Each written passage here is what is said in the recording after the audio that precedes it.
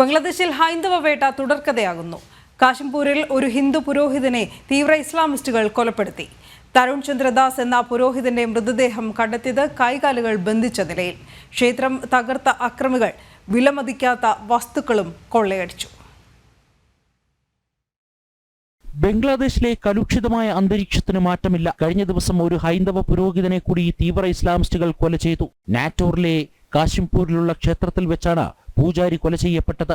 തരുൺ ചന്ദ്രദാസിന്റെ മൃതദേഹം സമീപത്തുള്ള ശ്മശാനത്തിൽ നിന്നും കൈകാലുകൾ ബന്ധിച്ച നിലയിലാണ് കാണപ്പെട്ടത്. ക്രൂരമായ അക്രമങ്ങൾക്ക് വിധേയമായാണ് തരുൺ ചന്ദ്രദാസ് കൊല്ലപ്പെട്ടതെന്ന് മൃതദേഹത്തിലെ മുറിവുകൾ വ്യക്തമാക്കുന്നു. കാശിംപൂരിലുള്ള ക്ഷേത്രം പൂർണ്ണമായും തകർത്ത അക്രമികൾ വിലമതിക്കാനാവാത്ത വകകൾ കൊള്ളയടിച്ചതായി ഇസ്കോൺ കൊൽക്കത്ത ഘടകം വൈസ് പ്രസിഡന്റ് രാധാരമൺ ദാസ് വ്യക്തമാക്കി. Tarun Chandra Das was brutally murdered and his lifeless body was discovered with his hands and feet bound, raising grave concerns about the safety of minorities in the region.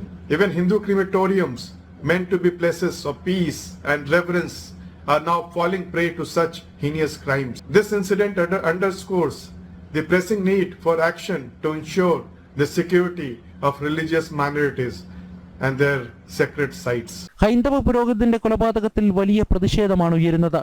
ഭാരത സർക്കാരിന്റെ റിപ്പോർട്ടുകൾ പ്രകാരം ബംഗ്ലാദേശിൽ ഹിന്ദുക്കൾക്കും മറ്റു ന്യൂനപക്ഷങ്ങൾക്കുമെതിരായി 2200 അക്രമങ്ങൾ ഈ വർഷം December 8 വരെ റിപ്പോർട്ട് ചെയ്യപ്പെട്ടു. അതേസമയം റിപ്പോർട്ട് ചെയ്യപ്പെടാതെ പോകുന്ന നിരവധി അക്രമങ്ങൾ വേറെയും. ഹൈന്ദവ സമൂഹമടങ്ങുന്ന ന്യൂനപക്ഷങ്ങൾ ബംഗ്ലാദേശിലെ യൂണിറ്റ് സർക്കാരിന്റെ ഭരണത്തിൽ സുരക്ഷിതരല്ലെന്ന് വ്യക്തമാക്കുന്നതാണ് ഈ അക്രമ പരമ്പരകൾ.